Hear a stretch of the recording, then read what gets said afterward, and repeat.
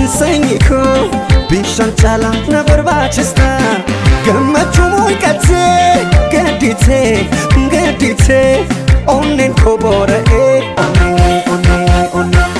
chapi federome guyan kanke dukana usbarini gata otis ka gadike orontiti jabeto kesa bata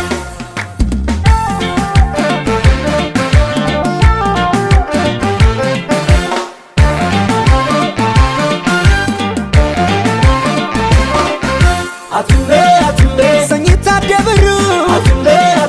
Abba Africanota Atumbe Insitu Jalele Atumbe Enyu Sinkatata Atumbe Hundan Gutam Tirta Atumbe Malakta Nagaya Atumbe Jonata Adunya Atumbe Akka Oromia Sifangade Singamada Sifchirade Sifando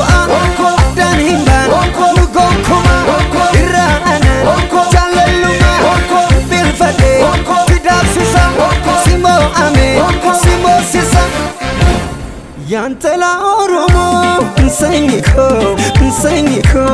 bishan chala na barbachista gammachu mulqate gadite onnen kobora onne chapi federome guyan kanke dukana usbarini gata otis ka gadike orontiti jabeto kesa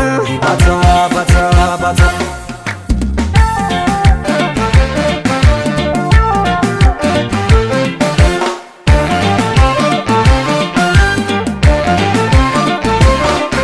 Atumbe nama fiddo kadda Atumbe sirni kan ke gadda Atumbe ilmo nama miti Atumbe setanu sifraga Atumbe dutus jiratule Atumbe ni egata duga Atumbe ke kulkulu onne Atumbe lubuko sifkenne sifan gade singamada sifchirade sifando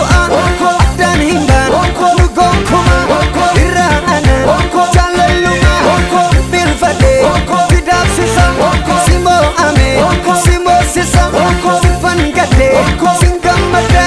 sifchirade sifando adan himban nugonkuma irana jalaluma bilfade kidab sisa simo ame